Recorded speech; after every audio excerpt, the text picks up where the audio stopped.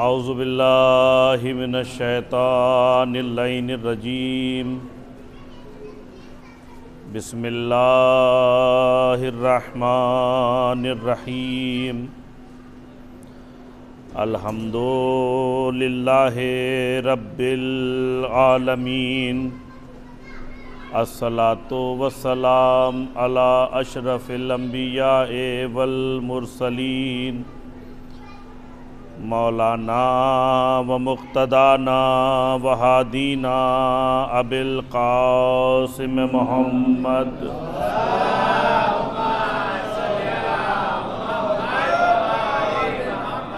وعلی آلہ الطیبین الطاہرین المعصومین المنتخبین المنتجبین ولعنۃ اللہ علی اعدائہم اجمعین من الآن الى قیام یوم الدین اما بعد فقد قال اللہ تبارک و تعالی فی القرآن الکریم بسم اللہ الرحمن الرحیم وجعلنا منہم ائمۃ یہدون بامرنا لما صبروا وکانوا بآیاتنا یوقنون۔ صلوات پڑھتے پر محمد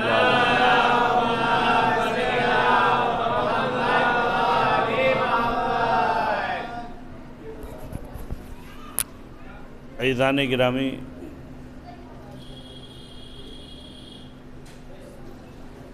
سورہ مبارکہ سجدہ کی 24ویں آیت کو عنوان گفتگو قرار دیا ہے۔ ارشاد رب العزت ہو رہا ہے، ہم نے ان میں سے کچھ لوگوں کو امام بنایا، یہدون بامرنا، وہ ہمارے امر کی ہدایت کرتے ہیں، لما صبروا، اور وہ صبر کرتے ہیں، وَكَانُوا بِآيَاتِنَا يُوقِنُونَ، اور ہماری آیات پر یقین رکھنے والے ہیں۔ عزیزان گرامی، پروردگار عالم نے ہر دور میں ہادی اور رہنما کا انتظام کیا۔ پروردگار ایک لمحے کے لیے بھی یہ نہیں چاہتا کہ اس کے بندے گمراہ ہو جائیں اور وہ راستے سے بھٹک جائیں۔ وہ چاہتا ہے کہ اس کے بندے کامیابی و کامرانی کے ساتھ دنیا میں بھی زندگی گزاریں اور آخرت کی منزلوں پر بھی کامیاب و کامران آئیں۔ اسی لیے اس نے رسالت کا سلسلہ قائم کیا، نبوت کا سلسلہ قائم کیا، امامت کا سلسلہ قائم کیا، کیونکہ وہ یہ چاہتا تھا کہ اس کے بندے جنہیں اس نے خلق کیا ہے، وہ جب اس دنیا میں زندگی گزاریں تو کوئی ایک مرحلہ بھی، کوئی ایک ایسا موقع نہیں ہونا چاہیے ان کی زندگی میں کہ وہ جس پر یہ کہیں کہ پروردگار ہم تیری راہ سے بھٹک گئے، تیرے راستے سے بھٹک گئے، گمراہ ہو گئے، اس لیے کہ تیرا کوئی ہادی، رہنما اور رہبر، راستہ دکھانے والا موجود نہیں تھا۔ لہذا پروردگار نے کہا کہ یہ بہانہ تمہارے ہاتھوں میں آئے گا نہیں کہ تم یہ کہہ کے بچ جاؤ کہ پروردگار کوئی راستہ دکھانے والا نہیں تھا۔ اسی لیے اس نے مخلوق کو خلق کرنے سے پہلے ہادی کا انتظام کیا، اور جب کچھ نہیں ہوگا تب بھی روئے زمین پر قائم آل محمد کی شکل میں ایک ہادی موجود رہے گا، تاکہ کسی ایک منزل پر بھی تم یہ نہ کہہ سکو کہ ہمارے پاس کوئی ہادی نہیں تھا، کوئی رہنما نہیں تھا، کوئی رہبر نہیں تھا جو ہمیں راستہ دکھاتا اور ہمیں کامیابی کی منزلوں تک پہنچاتا۔ لہذا اللہ نے کہا کہ یہ بہانہ تمہارے ہاتھوں میں نہیں آئے گا۔ ہم نے 1,24,000 انبیاء کا سلسلہ قائم کیا ہے، نبیوں کے بعد امامت کا ایک ایسا سلسلہ قائم کیا کہ جو قیامت تک باقی رہنے والا ہے۔ تو پتہ یہ چلا کہ پروردگار عالم نے جنہیں امام بنایا تھا، جنہیں نبی بنایا تھا، جنہیں رسول بنایا تھا، انہیں یہ ذمہ داری دے کر بھیجا کہ تمہارا کام ہے ہدایت کرنا۔ یہدونا بامرنا، یہ جنہیں ہم نے امام بنایا ہے یہ ہمارے امر کی ہدایت کرتے ہیں، یہ اپنی جانب سے کوئی راستہ نہیں دکھاتے، یہ ہمارے امر سے، ہمارے حکم سے اور ہمارے امر کی ہدایت کرتے ہیں۔ ان کا کام ہے ہدایت کرنا، اور یہ ہمارے امر کے مطابق ہدایت کرتے ہیں اور راستہ دکھاتے چلے جاتے ہیں۔ عزیزان گرامی، تو سب سے پہلا مسئلہ اب اس آیت کے ذیل میں، آیت میں 4 باتیں ہیں جو ہمارے سامنے آئی ہیں۔ پہلی بات یہ ہے کہ اللہ نے کہا کہ وَجَعَلْنَا مِنْهُمْ، ہم نے امام بنایا ہے۔ توجہ رکھیں، ہم نے امام بنایا ہے، ایک۔ دوسری بات، یہدونا بامرنا، یہ ہدایت کرتے ہیں ہمارے امر سے۔ تیسری، لما صبروا، یہ صبر کرنے والے ہیں۔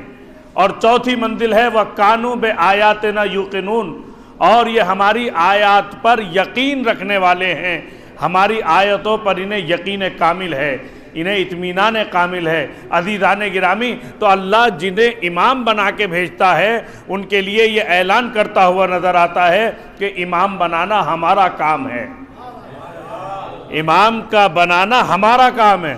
وَجَعَلْنَا مِنْهُمْ، ہم نے امام بنایا ہے۔ ایک موقع پہ نہیں، متعدد مقامات پر پروردگار عالم نے کہا کہ ہم نے بنایا، ہم نے بنایا، ہم نے بنایا۔ اپنے ہر ہادی کے لیے، رہنما کے لیے پروردگار عالم جس لفظ کو استعمال کرتا ہوا نظر آتا ہے وہ یہی جال کے مادے کی ہے۔ جال کے معنی ہے بنانا۔ کیا معنی ہے؟ بنانا۔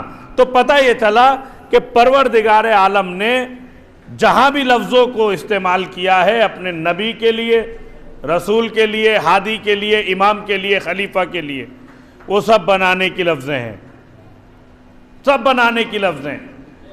اور اللہ کے رسول نے جب لفظوں کو انتخاب کیا تو وہ بنانے کی لفظوں کو انتخاب نہیں کیا، وہ پہچاننے کی لفظ ہے۔ من مات ولم یعرف امام زمانہ، جو انسان مر جائے اور اپنے زمانے کے امام کو نہ پہچان سکے، اس کی موت جہالت کی موت ہے، گمراہی کی موت ہے۔ یہ اللہ کے نبی نے لفظوں کا انتخاب کیا۔ بس تمہید کی منزلوں سے بہت جلد گزر کر ایک چند معروضات ہیں جو آپ کی خدمت میں پیش کرنا ہے۔ جو اللہ نے لفظوں کو انتخاب کیا وہ بنانے کی لفظ ہیں، اللہ کے رسول نے جن لفظوں کا انتخاب کیا وہ لفظیں سب پہچاننے کی لفظیں ہیں۔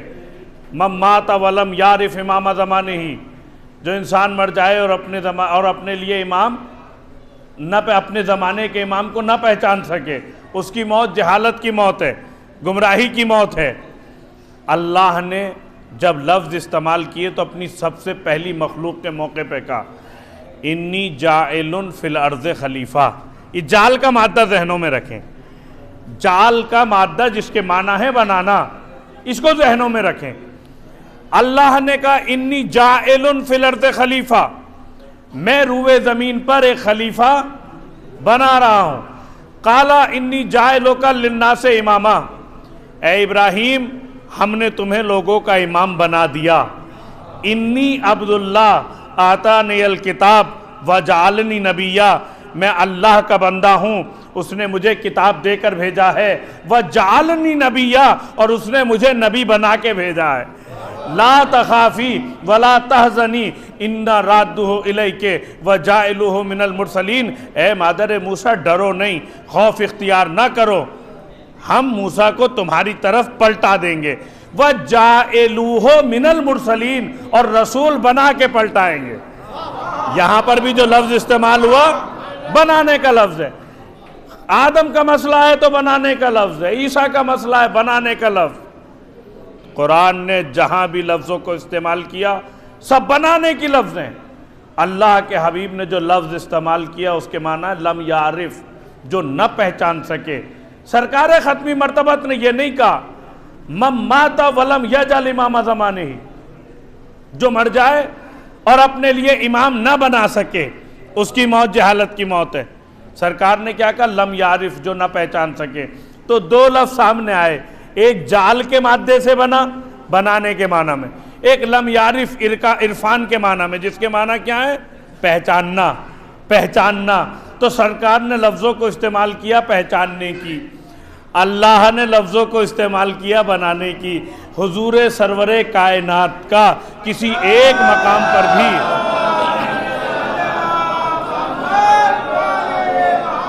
سرکار ختمی مرتبت کا کسی ایک مقام پر بھی بنانے کی لفظوں کو استعمال نہ کرنا یہ بتا رہا ہے، توجہ رکھیں، یہ بتا رہا ہے کہ بنانے کا اختیار رسول کو بھی نہیں ہے۔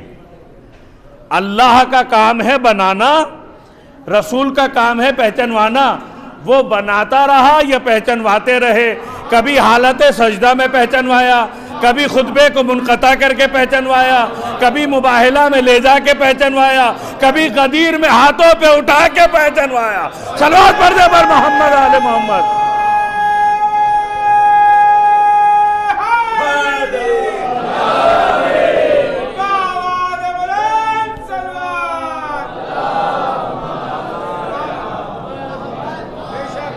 متعدد مقامات پر حضور سرور کائنات پہچنوا رہے ہیں، ایک مقام پر نہیں۔ کبھی سجدے کی حالت میں پہچنوا رہے ہیں، سجدے کو طول دیا جا رہا ہے، کبھی خطبے کو منقطع کیا جا رہا ہے، کبھی ساتھ میں مباہلہ میں لے جایا جا رہا ہے، اور دنیا ہے کہ پہچانتی ہی نہیں ہے۔ سرور کائنات نے پہچنوایا، اللہ نے کہا یہ بنانا ہمارا کام ہے۔ میں کہوں گا پروردگار تھوڑی سی ذمہ داری ہمیں بھی دے دیتا، ہم بھی اپنے لیے امام بنا لیتے۔ اللہ نے کہا نہیں، تمہارے بس کا بات نہیں ہے، تم بنا نہیں سکتے۔ کہا پروردگار کیوں نہیں بنا سکتے؟ کہا تم اس لیے نہیں بنا سکتے کہ اگر تم بناؤ گے تو ایسا ہی بناؤ گے جیسے خود ہو۔ کوئی توجہ رکھیں، آپ جیسا بنائیں گے وہ ایسا ہی ہوگا جیسے آپ خود ہیں۔ اگر خود جاہل ہیں تو جسے بناؤ گے وہ جاہل ہی ہوگا۔ تم جاہل ہو، جسے بناؤ گے وہ جاہل ہوگا۔ کمزور ہو، جسے بناؤ گے وہ کمزور ہوگا۔ مجبور ہو، جسے بناؤ گے وہ مجبور ہوگا۔ لیکن ہم خالق و مالک علم لدنی ہیں، ہم جسے بنائیں گے وہ مالک علم لدنی ہوگا۔ جسے تم بناؤ گے وہ مسئلہ پوچھنے پر سر کھجاتا ہوا نظر آئے گا، جسے ہم بنائیں گے وہ منبر پہ آئے گا سلونی سلونی کا دعویٰ کرتا ہوا نظر آئے گا۔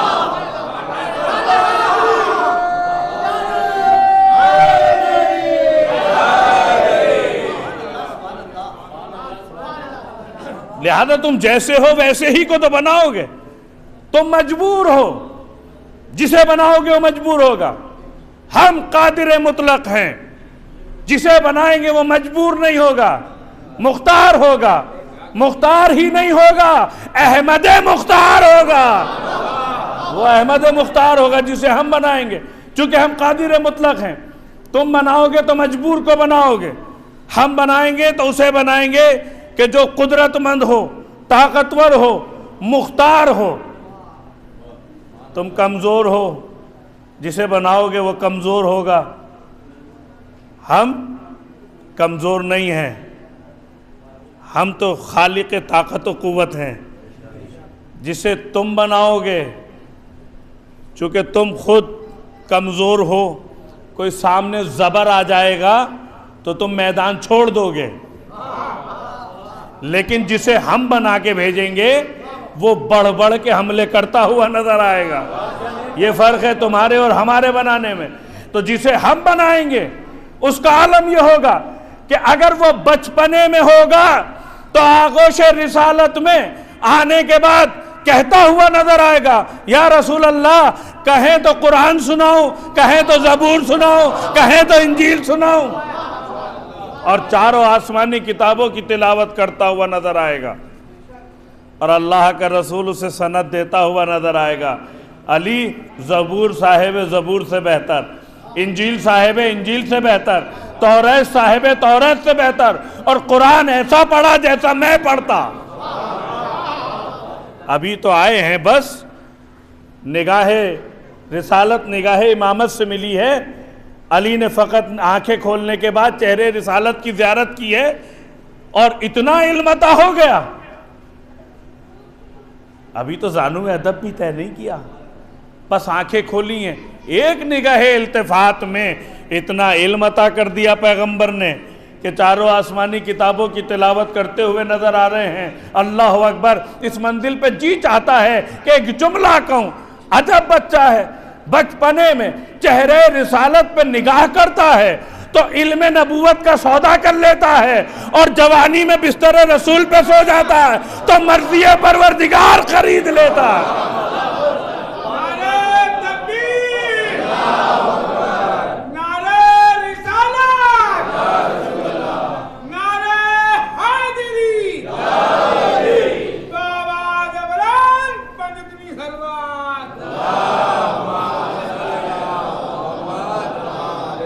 تو پروردگار عالم نے ایسے کو بنا کے بھیجا، کہا ہم جسے بنا کے بھیجیں گے قدرت مند ہوگا، طاقتور ہوگا، وہ بڑھ بڑھ کے حملے کرتا ہوا نظر آئے گا۔ اسے بچپنے میں دیکھو گے تو کلہ اجدر کے دو کرتا ہوا نظر آئے گا، جوانی میں دیکھو گے تو اس کی ایک ضربت عبادت ثقلین پر بھاری نظر آئے گی۔ تو عزیزان گرامی، پروردگار نے امام کا انتظام کیا، ہادی کا انتظام کیا، یہ ہمارا کام ہے، تمہارا کام نہیں ہے، اس لیے کہ تمہارے اندر اتنی طاقت و قوت نہیں ہے، اتنا علم نہیں ہے کہ تم بنا سکو۔ چونکہ ہم چاہتے ہیں کہ تمہیں کامیاب و کامران بنائیں، دنیا میں بھی کامیاب بنائیں، آخرت میں بھی کامیاب بنائیں۔ تو ظاہر سی بات ہے پھر ایسے امام کی ضرورت ہوگی کہ جو تمہیں دنیا میں بھی کامیاب بنا سکے اور آخرت تک کی منزلوں میں کامیاب بنا سکے۔ یہی وجہ ہے کہ پروردگار عالم نے جو انتظام کیا وہ ایسا تھا کہ جو یہاں سے لے کے وہاں تک کی ہدایت کا ذمہ دار تھا۔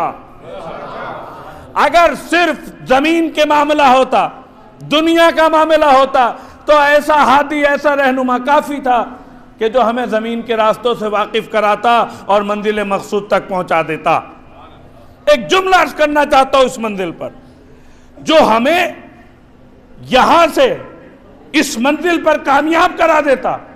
اگر دنیا کے راستوں کا معاملہ ہوتا، زمین کے راستوں کا معاملہ ہوتا، لیکن ہمارا معاملہ فقط یہیں تک کا نہیں ہے، ہمیں تو وہاں تک کا سفر کرنا ہے۔ تو پھر امام ایسا ہونا چاہیے کہ جو خود کہتا ہوا نظر آئے کہ میں زمین سے زیادہ آسمان کے راستوں کو جانتا۔ صلوات پڑھے محمد والے محمد۔ سب کے مولا علی علی، سب کے آقا علی علی، منتو مولا علی علی، آزمی مولا علی علی، نبیوں کے مولا علی علی، ولیوں کے مولا علی علی، نبیوں کے مولا علی علی، ولیوں کے مولا علی علی، فاطمہ کے شوہر علی علی، حسنین کے بابا علی علی، نعرہ حیدری یا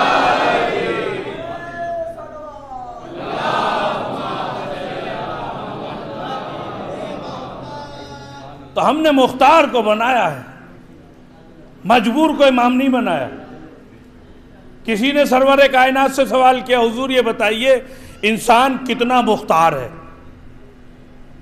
اور کتنا مجبور؟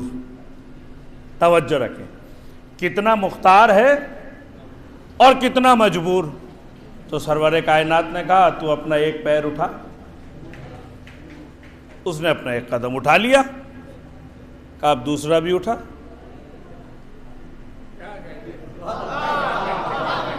کہا اب دوسرا بھی اٹھا لے، دوسرا نہیں اٹھا سکا۔ کہا اتنا مختار ہے اور اتنا مجبور ہے، اتنا مختار ہے اور اتنا مجبور ہے۔ جیسے ہی خیبر فتح ہوا، لوگ دوڑتے ہوئے پیغمبر ختمی مرتبت کے پاس پہنچے، بخن بخن یا رسول اللہ، مبارک ہو مبارک ہو، خیبر فتح ہو گیا۔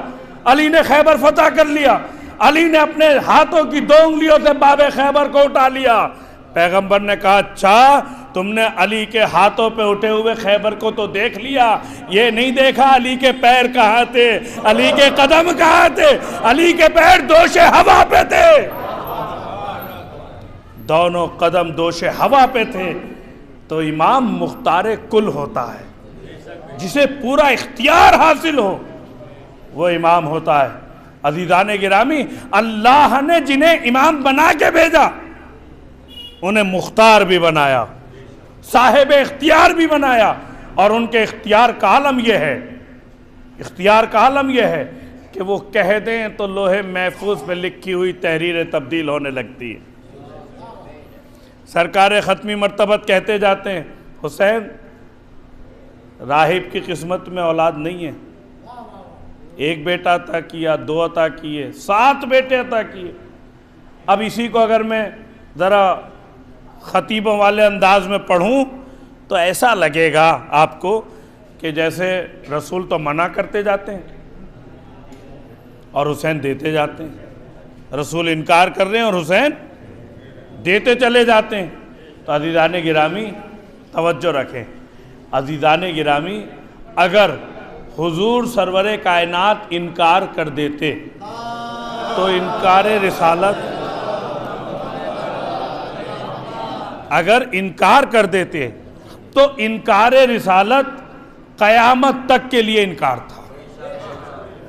امام حسین نے انکار بیعت کیا تھا، انکار بیعت آج بھی انکار ہے کہ نہیں ہے؟ توجہ، آج بھی انکار ہے، کل بھی انکار تھا، آج بھی انکار ہے، قیامت تک انکار رہے گا۔ اس لیے کہ امام معصوم نے انکار کر دیا تو عزیزان گرامی امام معصوم، نبی معصوم اگر انکار کر دیتے تو پھر حسین عطا نہیں کرتے۔ یہ تو ہمارے پڑھنے کا انداز ایسا ہوتا ہے جس سے آپ کو لگتا ہے کہ صاحب رسول تو منع کرتے جاتے ہیں، حسین دیتے چلے جاتے ہیں۔ رسول نے انکار نہیں کیا تھا، سرکار نے انکار نہیں کیا تھا، راہب کو اس کی قسمت بتائی تھی، تیری قسمت میں اولاد نہیں ہے۔ راہب کو تو قسمت بتائی اور دنیا کو حسین کا اختیار بتایا، کہا قسمت میں اولاد نہیں ہے مگر حسین کا اختیار سمجھو، حسین کا اختیار کیا ہے؟ حسین نے کہا دے دیا تو پھر لوح محفوظ کی تحریر بدل گئی۔ یہ انکار نہیں تھا، یہ بتا رہے ہیں۔ اب ایک جملہ ہے جو عرض کرنا چاہتا ہوں، رسول قسمت بتا رہے ہیں، حسین قسمت بنا رہے ہیں، یہ مسئلہ ہے۔ تو اگر انکار کر دیتے تو انکار ہوتا، لیکن نہیں، اختیار امامت بتانا ہے۔ حسین نے انکار بیعت کیا، قیامت تک انکار رہے گا، اس لیے کہ امام نے یہ کہا تھا مجھ جیسا یزید جیسے کی بیعت نہیں کر سکتا۔ یہ معاملہ فقط 1400 سال پہلے کا نہیں ہے کہ جو جب شروع ہوا اور تبھی ختم ہو گیا، نہیں، حسین کے جملے نے بتایا کہ حسینیت کا معاملہ قیامت تک کا معاملہ ہے۔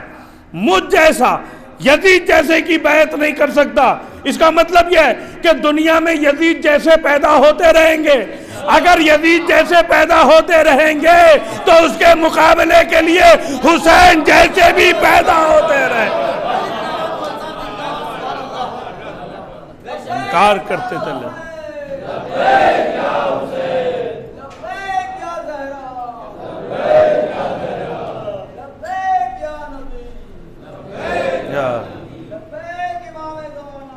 لبیک یا امام، صلی علی محمد وآل محمد۔ ایک مرتبہ مل جل کر صلوات پڑھتے پر محمد آل محمد۔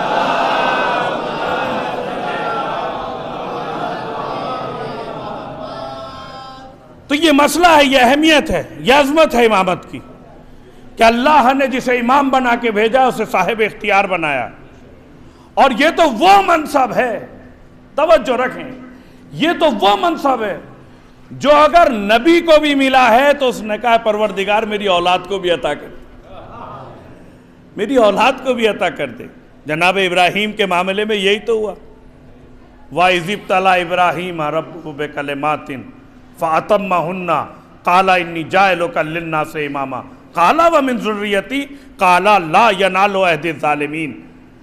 یاد کرو اس وقت کو کہ جب ہم نے ابراہیم کا امتحان لیا اور وہ اس امتحان میں کامیاب ہو گئے، فاتمہن، تو اس کامیابی کے نتیجے میں ہم نے کہا قال انی جاعلک للناس اماما، ابراہیم ہم نے تمہیں لوگوں کا امام بنا دیا۔ جیسے ہی منصب امامت جناب ابراہیم کو ملا تو جناب ابراہیم نے فوراً کہا قال ومن ذریتی، پروردگار میری ذریت کے بارے میں کیا ارادہ ہے، میری اولاد کے بارے میں کیا ارادہ ہے؟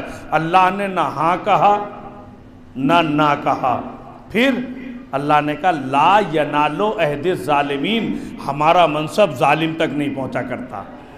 نہ ہاں کہا نہ کہا، معیار بنا دیا، کہا اگر ظلم پایا جائے گا تو امام نہیں بن سکتا، امام نہیں بن سکتا۔ عزیزان گرامی، یہ اللہ کا نظام ہے کہ وہ اپنے حبیب سے کہہ رہا ہے وَإِذِ ابْتَلَىٰ، یاد کیجئے اس وقت کو، یاد کیجئے اس وقت کو جب ہم نے ابراہیم کا امتحان لیا۔ آج کی جو یہ تاریخ ہے، یہ تاریخ منصب نبوت اور منصب امامت کی دو عظیم ہستیوں کی تاریخ ہے، تو پتہ چل جائے کہ عظمت نبوت کیا ہے اور عظمت امامت کیا ہے۔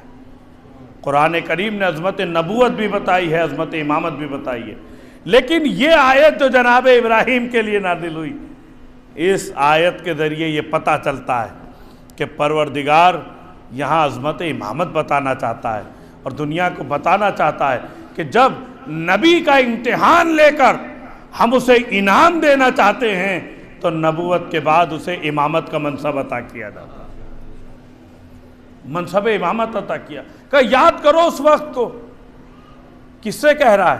اپنے رسول سے۔ کون ہے یہ رسول؟ یہ وہ رسول ہے جسے نبیوں کی نبوتوں پہ شاہد بنایا گیا ہے، رسولوں کی رسالتوں پہ شاہد بنایا گیا ہے۔ یا ایھا النبی انا ارسلناک شاہدا ومبشرا ونذیرا، اے میرے پیغمبر ہم نے آپ کو بھیجا ہے شاہد بنا کر، مبشر بنا کر، نذیر بنا کر۔ عزیزان گرامی، بڑا اہم مرحلہ ہے، یاد کیجئے اس وقت کو۔ تو اس کا مطلب یہ ہو گیا، واضح ہے کہ جس وقت ابراہیم کا امتحان لیا جا رہا تھا، بھائی توجہ فرمائیے گا، جس وقت ابراہیم کا امتحان لیا جا رہا تھا اس وقت ایک ذات مقدس موجود تھی، تبھی تو پروردگار کہہ رہا ہے کہ آپ یاد کریں اس وقت کو کہ جب ہم نے امتحان لیا۔ تو وہ ذات کون تھی؟ وہ ذات ختمی مرتبت حضرت محمد مصطفیٰ صلی اللہ علیہ وآلہ وسلم، وہ حضور سرور کائنات کی ذات گرامی تھی، وہ نور پہلے دن سے موجود۔ اسی لیے پروردگار نے کہا تھا یا ایھا النبی انا ارسلناک شاہدا ومبشرا ونذیرا، اے میرے پیغمبر ہم نے آپ کو شاہد بنایا ہے، گواہ بنایا ہے نبیوں کی نبوتوں پر، رسولوں کی رسالتوں پر، مومنین کے اعمال پر۔ اگر پروردگار کا رسول گواہی نہ دے تو یہ ہمارے اعمال، یہ ہماری نمازیں، یہ روزے، یہ سب بیکار ہو جائیں گے، نبیوں کی نبوتیں بیکار ہو جائیں، رسولوں کی رسالتیں بیکار ہو جائیں۔ کہا کیوں؟ اس لیے کہ سرکار ختمی مرتبت کی گواہی نہیں ہے، شہادت نہیں ہے، مہر شہادت نہیں ہے، مہر گواہی نہیں ہے۔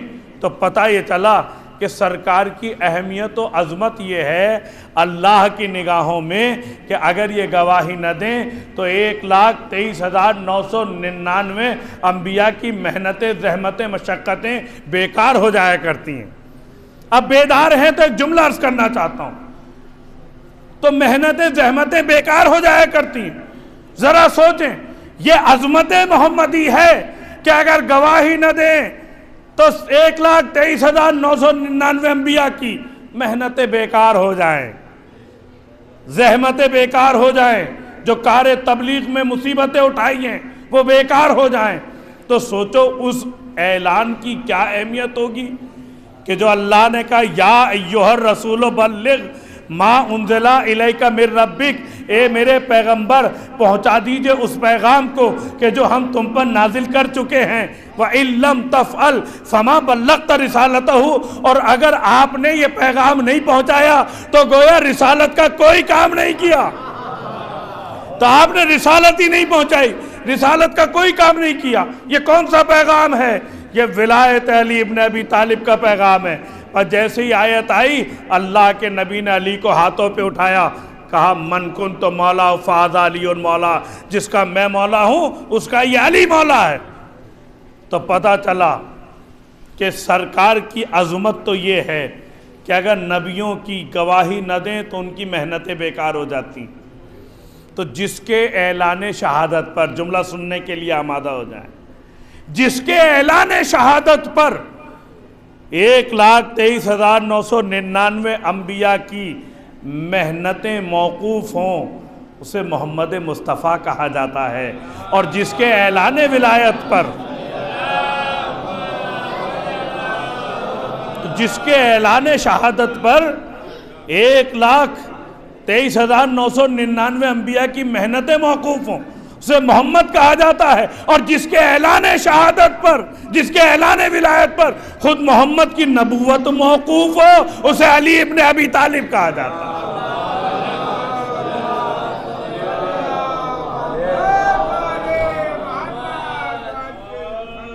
تو پروردگار نے کیا کہا؟ یاد کیجئے اس وقت کو کہ جب ہم نے ابراہیم کو منصب امامت عطا کیا۔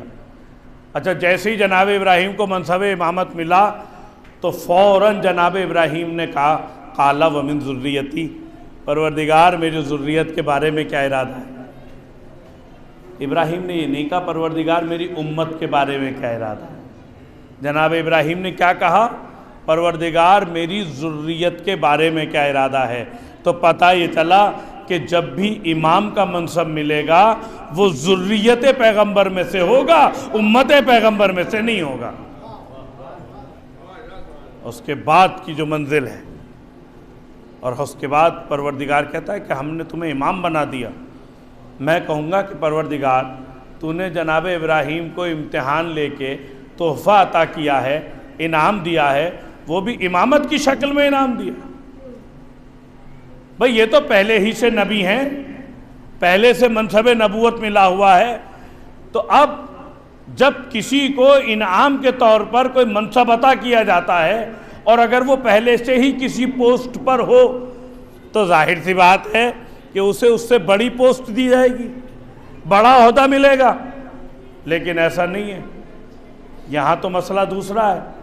یہاں کیا ہو رہا ہے کہ ہم نے نبی کو امام بنایا، اور جناب ابراہیم نے بھی جب نبوت ملی تھی تب تو نہیں کہا کہ میری اولاد میں بھی عطا کر دے، لیکن جیسے ہی منصب امامت ملا فوراً کہا پروردگار میری اولاد کے بارے میں کیا ارادہ ہے، میری ذریت کے بارے میں کیا ارادہ ہے۔ اب مثال کے طور پہ اگر کوئی ایس ڈی ایم ہے اور اس نے کوئی بہت اچھا کام انجام دیا اور اب حکومت چاہتی ہے کہ اس کو ترقی دے، تو کیا اسے تحصیلدار بنا دیا جائے گا؟ نہیں بھئی، اس کا اگر عہدہ بڑھائے گا تو اسے اے ڈی ایم بنائے گا یا ڈی ایم بنائے گا، ایسے ہی تو ہوتا ہے۔ تو اس کا مطلب یہ ہے کہ جو منصب جناب ابراہیم کو عطا کیا جا رہا تھا وہ پہلے والے منصب سے زیادہ عظیم تھا۔ بھئی توجہ فرمائیں، پہلے والے منصب سے عظیم تھا۔ اور جناب ابراہیم کا، بھئی توجہ رکھیں، جناب ابراہیم کا اپنی اولاد کے لیے اس منصب کو مانگنا بتا رہا ہے کہ ابراہیم جانتے تھے کہ جو منصب اب ملا ہے اس کی اہمیت کیا ہے، اس لیے کہ جناب ابراہیم کو پتا تھا ایک دن ختم نبوت کا اعلان ہو جائے گا اور نبوت ختم ہو جائے گی، لیکن منصب امامت وہ ہے جو قیامت تک باقی رہے گا۔ صلوات پڑھنے پر محمد آل محمد۔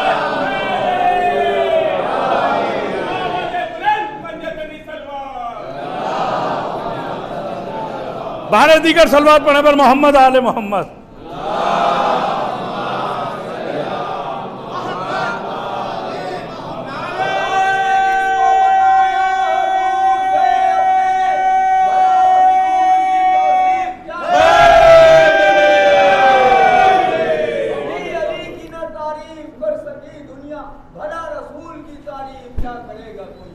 واہ واہ،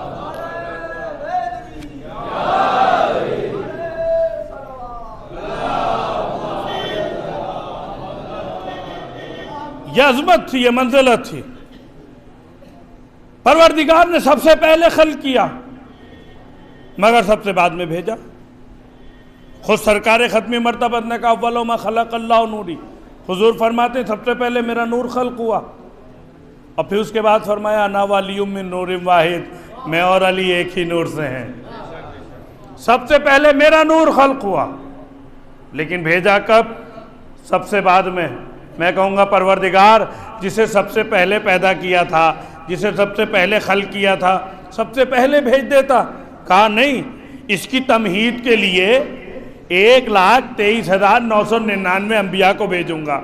کہا وہ جائیں پہلے دنیا کو آمادہ کریں، اس کے بعد میں افضل المرسلین کو بھیجوں گا۔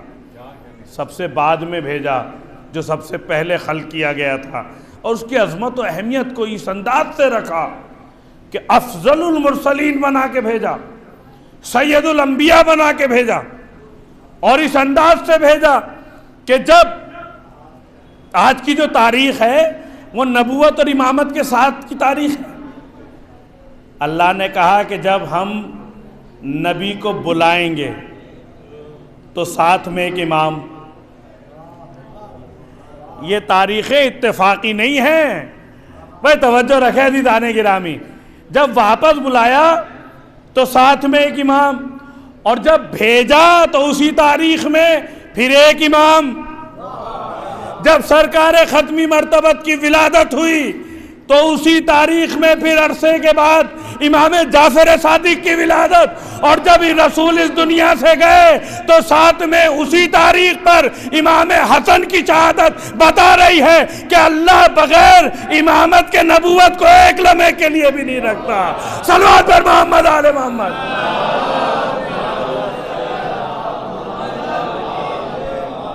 دونوں کا منصب ساتھ ساتھ ہے، دونوں ساتھ ساتھ ہیں۔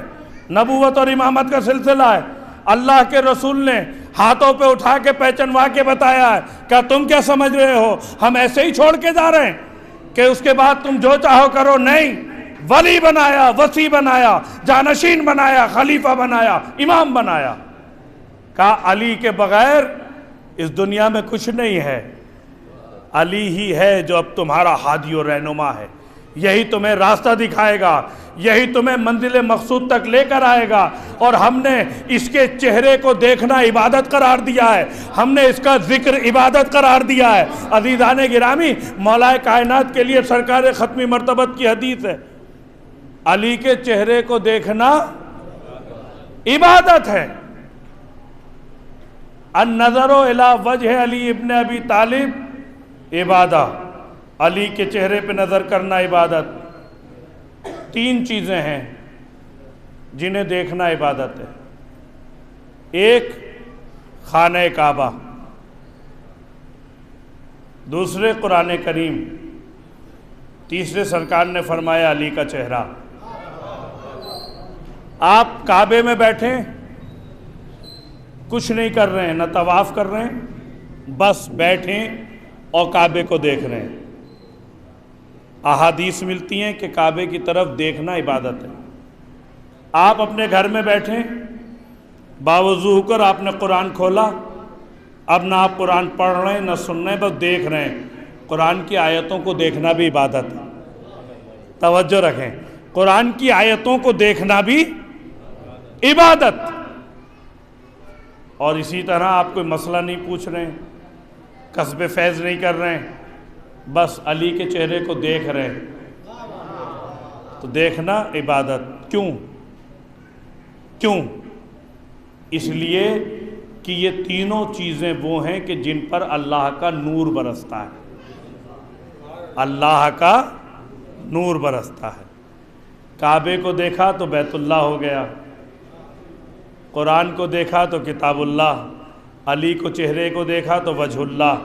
اب آپ کہیں گے کہ صاحب ہمارے دور میں تو مولا علی ہیں نہیں، تو لہٰذا ہم اس ثواب سے محروم رہ گئے، ہم اس ثواب سے محروم رہ گئے اس لیے کہ مولا تو ہے نہیں ہمارے دور میں، تو ہم تو علی کا چہرہ دیکھ نہیں سکتے، تو پھر یہ عبادت کا ثواب ہمیں ملے گا نہیں۔ تو کیا ہو؟ کہا دیکھ نہیں سکتے علی کا چہرہ، کوئی بات نہیں، ہم نے علی کے ذکر کو بھی عبادت بنایا۔ آپ دیکھ نہیں سکتے تو ذکر کر کے عبادت کو حاصل کر سکتے ہیں. کہا مولانا کہاں ممکن ہے؟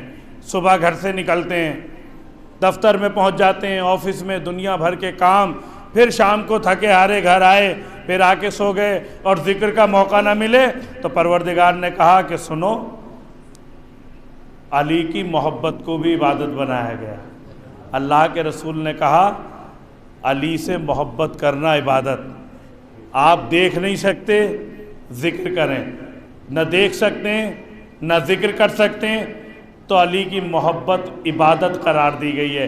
یہ ایسا عمل ہے، دفتر میں رہو دل میں محبت ہونا چاہیے، گھر پہ رہو دل میں محبت ہونا چاہیے، عبادت کا ثواب ملتا چلا جائے گا. صلوات پر محمد و آل محمد.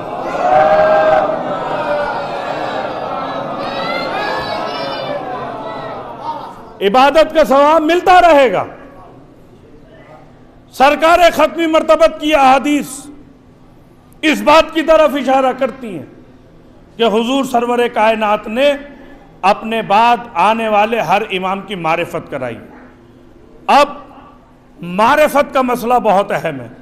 تو امام تو بنانے کا کام اللہ کا تھا، یہ مسئلہ آیت کے ذیل میں حل ہو گیا.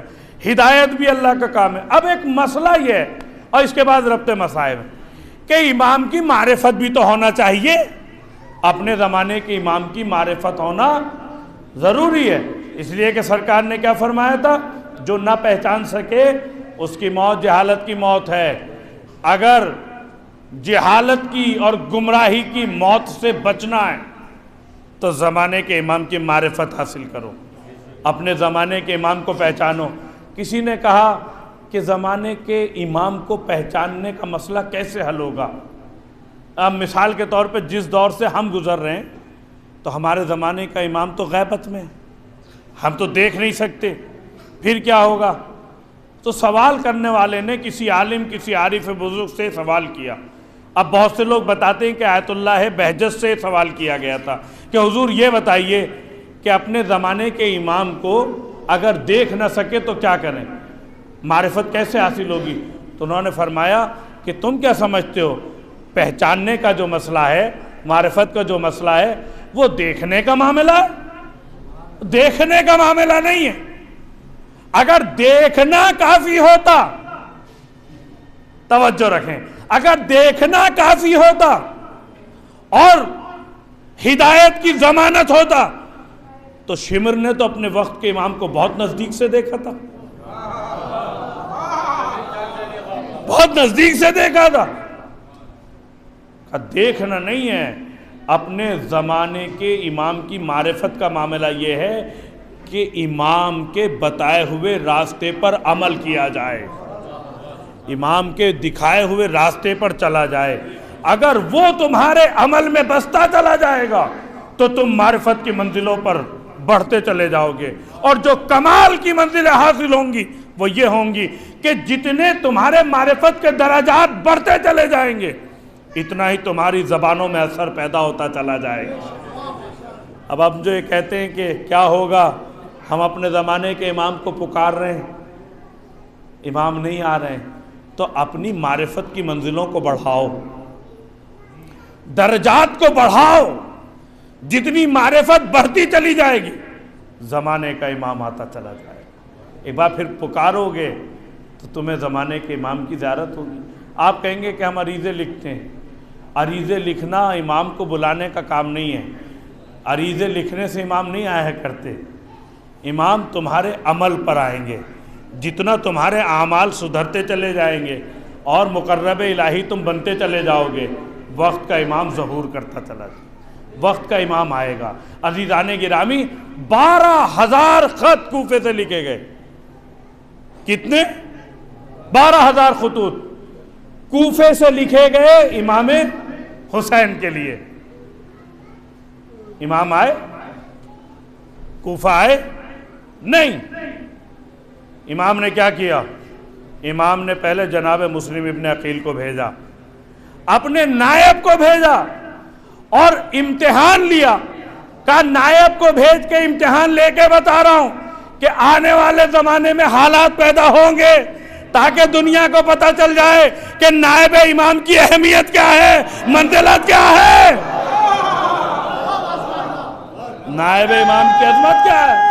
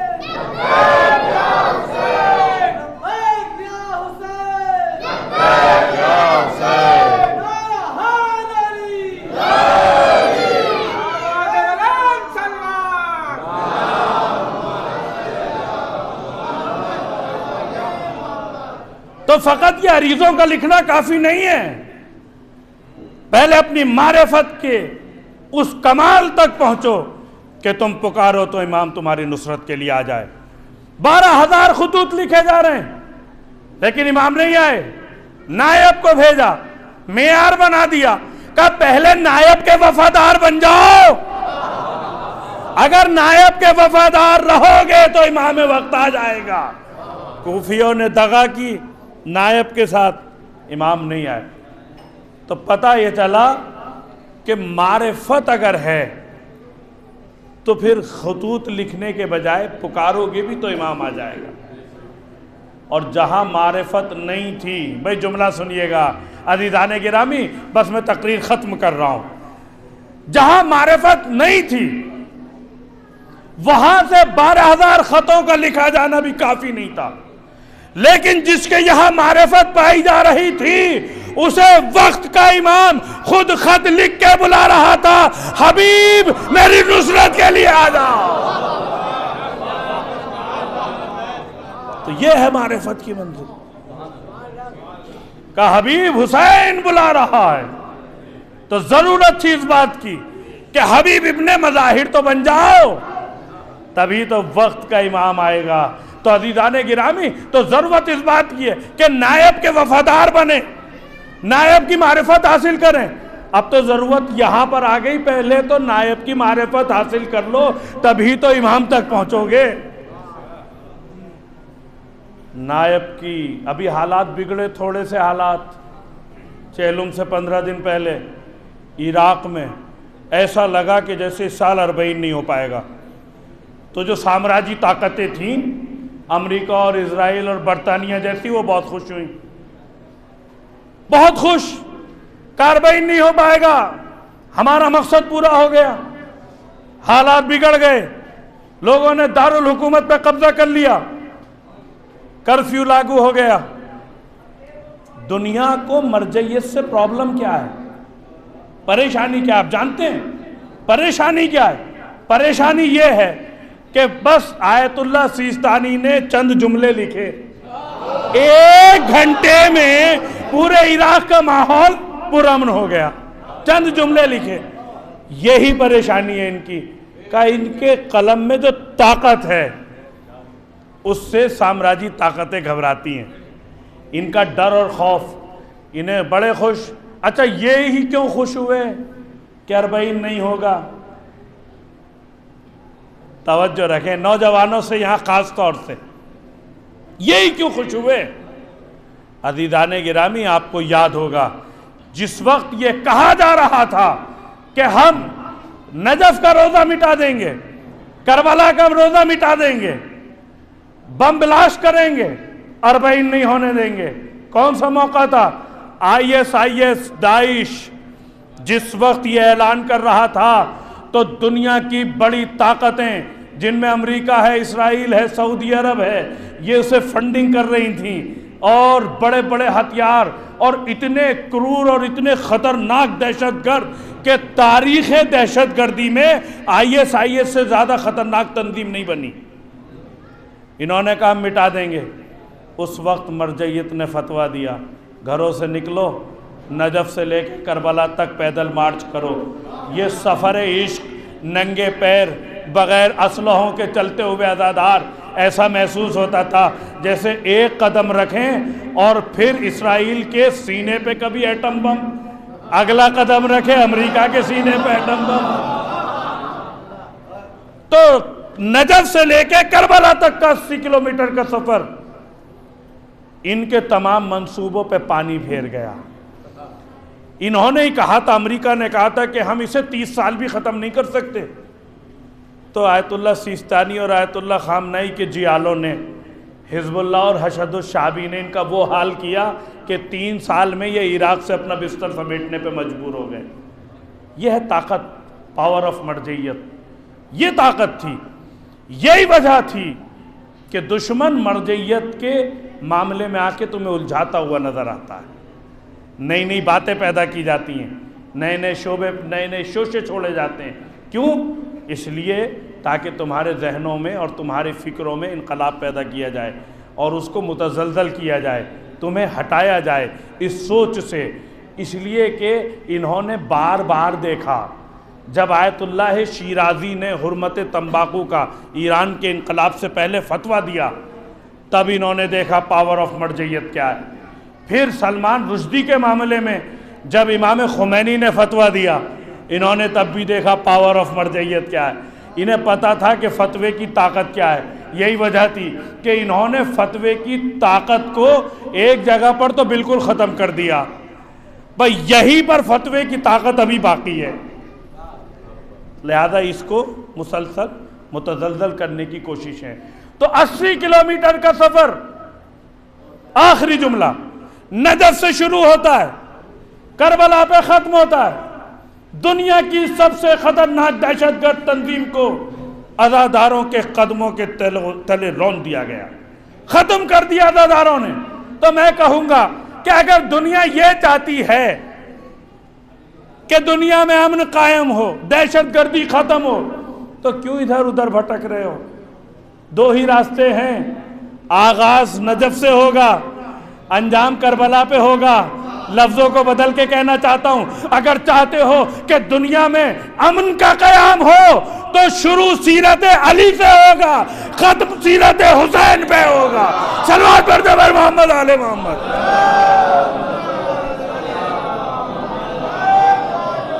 اس لیے کہ حسین ہی کا وہ در ہے کہ جو دنیا میں امن قائم کر سکتا ہے. اور اس کے بعد جس بی بی کو مسلسل پرسہ دیا جا رہا ہے، اس کے کتنے عظیم کارنامے ہیں. زینب کبریٰ، انہوں نے تو کربلا سے لے کے کوفے تک، کوفے سے شام تک مسلسل ظلم کو اپنے پیروں کے تلے روندا. مسلسل خطبات، چہرے سے نقابیں ہٹاتی جا رہی ہیں.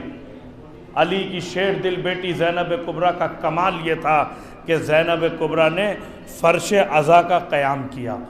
فرش عزا قائم کر کے قیامت تک کے لیے دنیا کے ظالموں کے چہروں سے نقابیں ہٹانے کا ایک ایسا ذریعہ دے دیا کہ جو قیامت تک باقی رہے. سلام ہو عظمت زینب کبریٰ پر کہ جس نے اس فرش عزا کو قائم کر کے کائنات کے اندر یہ نظام بنا دیا کہ ظالم اور مظلوم کی پہچان ہو سکے. عزاداروں، بہت آسان ہے کہ اس شہزادی کا نام لے لیا جائے، لیکن بڑا مصائب کا موقع ہے جب زینب کہا جاتا ہے نا، تو پتہ چلتا ہے کہ زینب کس بی بی کا نام ہے.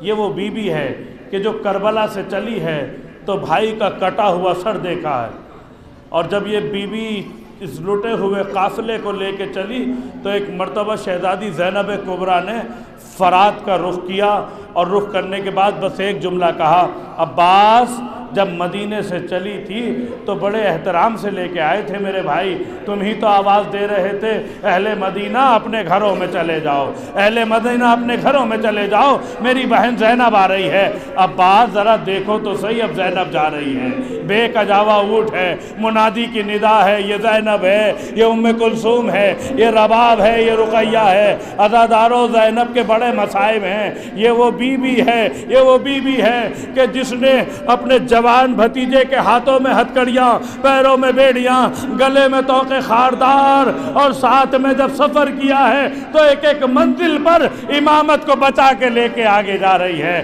ایک مرتبہ سکینہ کی محافظ بنتی نظر آتی ہے، کبھی امام کی محافظ بنتی نظر آتی ہے۔ ہائے زینب تمہارے کتنے مصائب ہیں۔ عزادارو تاریخ میں ملتا ہے کہ شہزادی زینب کبریٰ چھوٹی تھی، اپنے بابا کی آغوش میں بیٹھی ہوئی تھی، تو ایک مرتبہ زینب کے سر سے چادر ہٹ گئی، چادر ہٹ گئی۔ جیسے ہی چادر ہٹی تو علی نے سر پہ چادر کو رکھا اور ایک جملہ کہا، زینب ایک وقت آئے گا جب تیرے سر سے چادر چھین لی جائے گی، میری لال تیرے سر سے چادر چھین لی جائے گی۔ شہزادی فرماتی ہیں کہ یہی بات میرے بابا علی کہتے تھے، میری ماں فاطمہ زہرا کہا کرتی تھی، میرے بھیا حسن مجتبیٰ کہا کرتے تھے، مگر جب میرے سین خانہ میں میرا بھائی عباس پل کر جوان ہوا تو میں عباس کی جوانی کو دیکھا کرتی تھی اور یہ سوچا کرتی تھی، ارے جس کا عباس جیسا بھائی ہو اس کے سر سے چادر کون چھین سکتا ہے۔ عباس کی چہیتی زینب، حسین کی چہیتی زینب، حسن کی چہیتی زینب، ارے کتنے مصائب دیکھے زینب نے۔ کربلا میں علی اکبر کا لاشا دیکھا، قاسم کی لاش کو ابا کے دامن میں دیکھا، عباس کے کٹے ہوئے بازوؤں کو دیکھا، حسین کے کٹے ہوئے سر کو دیکھا۔ یہی زینب ہے کہ جو عزادارو وہ حسن کا لاشا ہے جسے دیکھ رہی ہے۔ میں کہوں گا زینب ارے سلام ہے، تم واقعاً ام المصائب ہو۔ زینب ایک بھائی کے تم نے لاشے کو جنازہ تم نے تیروں پہ دیکھا ہے، تم نے تیروں پہ دیکھا ہے، اور دوسرے بھائی کے جنازے میں تیر دیکھے ہیں۔ زینب آج امام حسن کی شہادت بھی ہے، آج رسول اکرم کی وفات بھی ہے، اور ایک روایت کے مطابق جناب صغرا کی وفات کی تاریخ بھی ہے۔ عزادارو تین تاریخیں ہیں شہادت کی، وفات کی، جن کی یہ شب ہے۔ عزادارو کون؟ وہ پیغمبر اکرم کہ جو کائنات کے لیے ہادی بن کے آئے تھے، جب دنیا سے گئے ہیں تو فقط 11 لوگ ہیں کہ جو سرکار کے جنازے میں شامل ہیں، فقط 11 لوگ ہیں، اور یہی سرکار کا نواسا حسن مجتبیٰ کا موقع آیا ہے، فقط 6 لوگ ہیں کہ جو جنازے میں شامل ہیں۔ میں کہوں گا کہ جب آخری خطبہ دے رہے تھے تو 1.25 لاکھ حاجیوں کا مجمع موجود تھا، لیکن ہائے پیغمبر اکرم جب دنیا سے گئے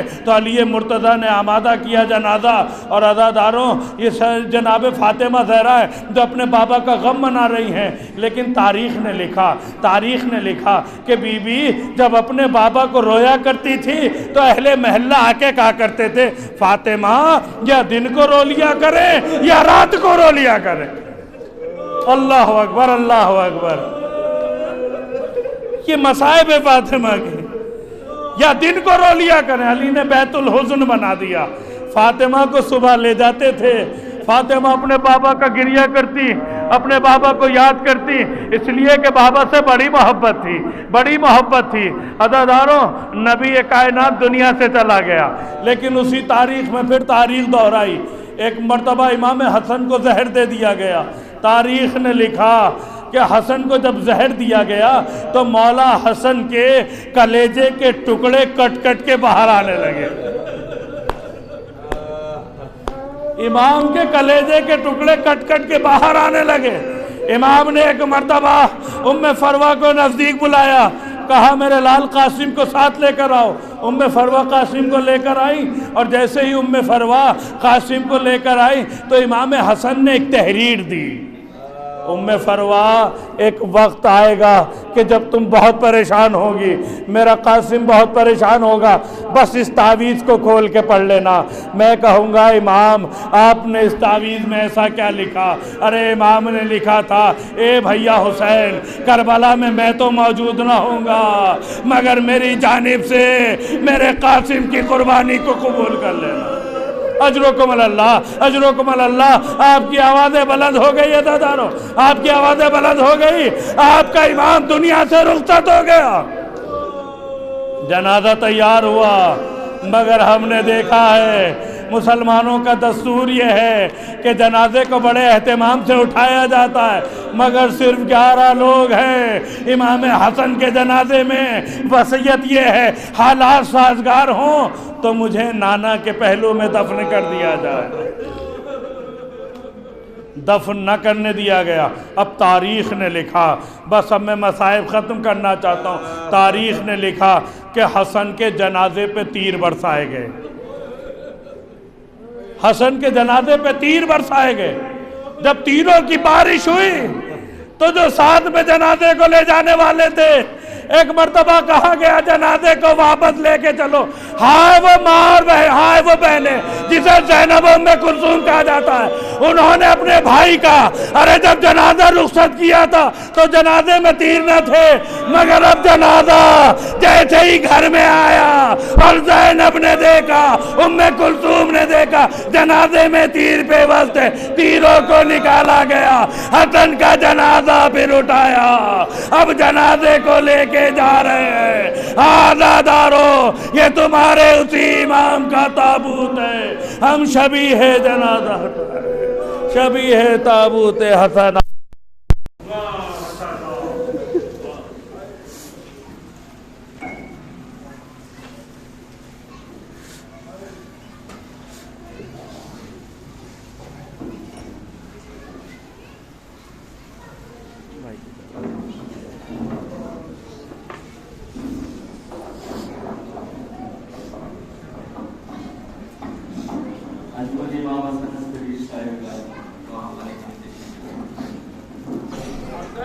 Hussein!